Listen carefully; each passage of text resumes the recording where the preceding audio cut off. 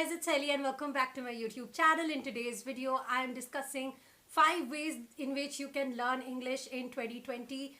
The thing is, this year we are staying a lot at home, and if you can make very good use of this time if you want to and if you're ready to do it. And English learning is a habit that you can incorporate. I guess when I was in class 5 or 6, I wouldn't have ever imagined that I can learn English online. However, today kids are mostly learning English online, and I think that's a great thing if you consider the fact that it has brought the whole world into a phone. The phone can be used in a very productive way if only you are ready to accept it. So in today's video, I'm going to be emphasizing on that. So without any further ado, let's get into today's video.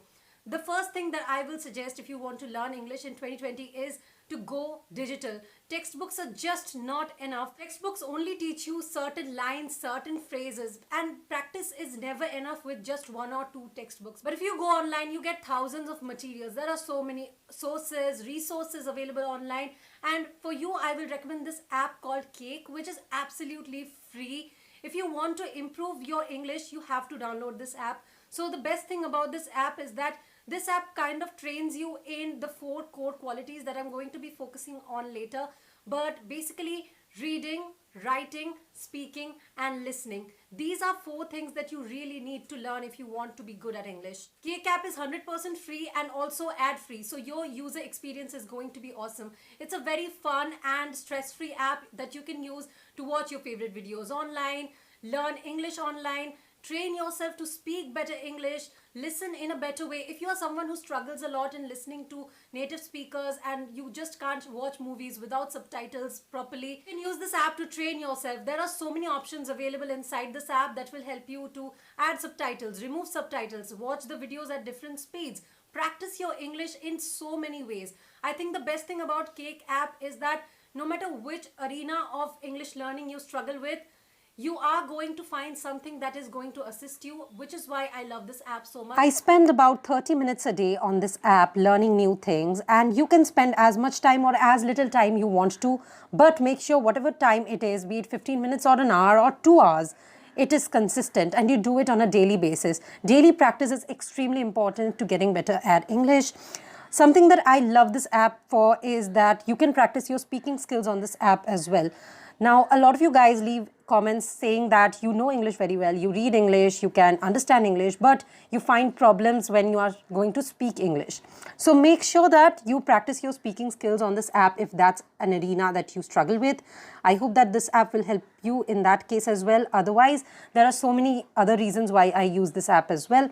But I guess you guys will find the speaking ability section very helpful.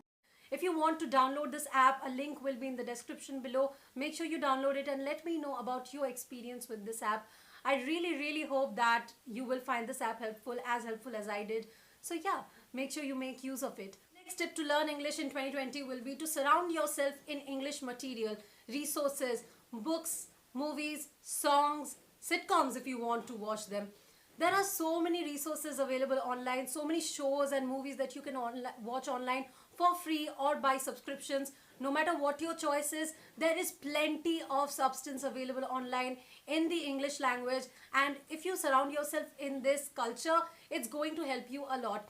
One of the biggest struggles of us as English speakers is that English is not our first language and we are surrounded by people who don't speak English all the time, which is absolutely okay. If you want to get better at English, you have to take a step and start listening to a lot of English songs, watching a lot of English movies, watching English sitcoms. Those of you who have watched my previous videos, you guys know that I primarily learned English by watching Star movies, and there were these amazing shows in Star movies called How I Met Your Mother, also Comedy Central. Comedy Central used to have Friends, and these shows helped me a lot in understanding what people are saying, in improving my English listening abilities, in improving my English speaking abilities, and just becoming better in English in general.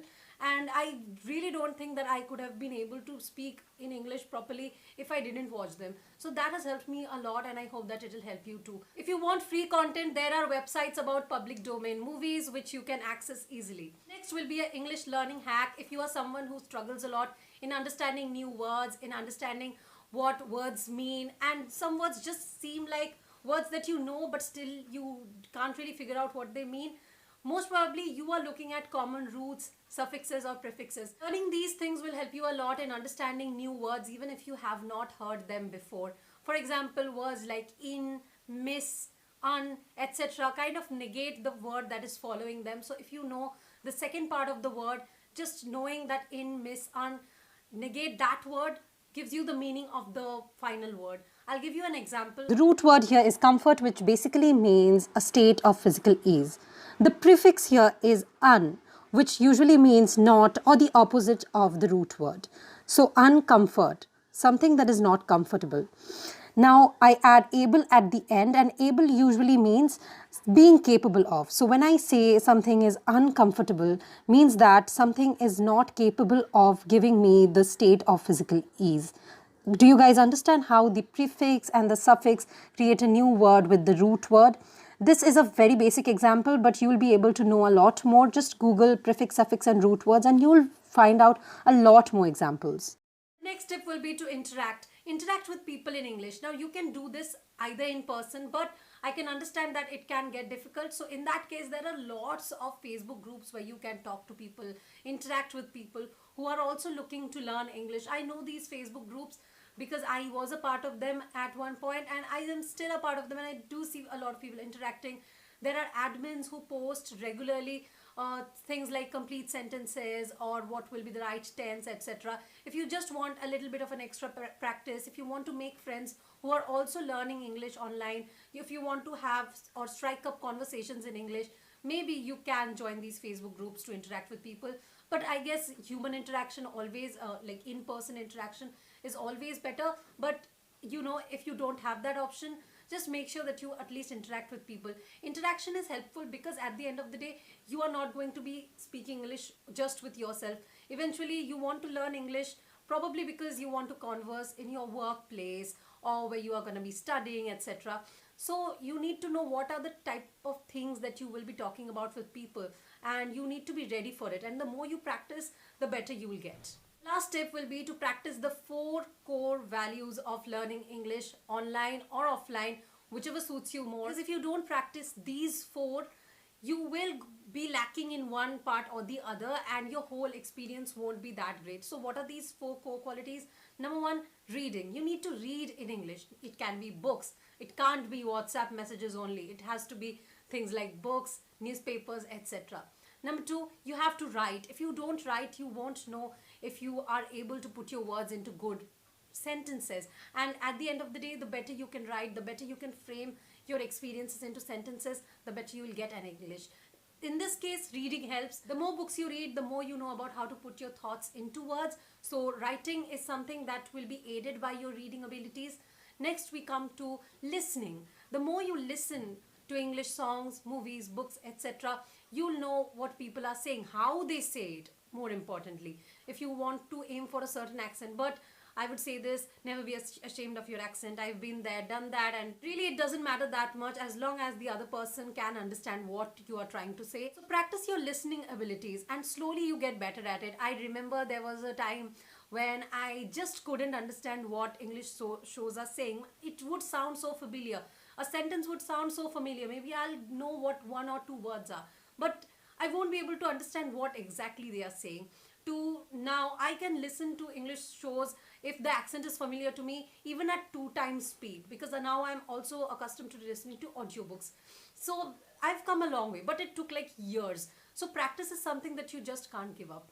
And lastly, you have to speak as well, because at the end of the day, speaking is probably the most important quality that is there if you are learning a new language.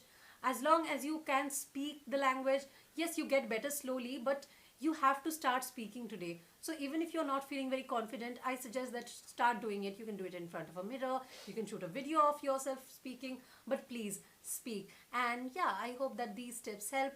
If you are learning English in 2020, I hope that these resources, these online resources specifically, will be of help to you. Digital resources are a boon. I will leave links to a lot of digital resources in the description below if you want to learn English online, and I hope that they'll help.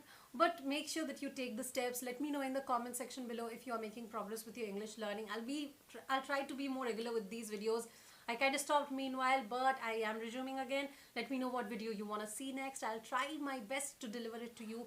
Make sure you download KCAP. Thanks a lot to them for sponsoring today's video. And yeah, I'll be back with another video next week. Till then, bye bye.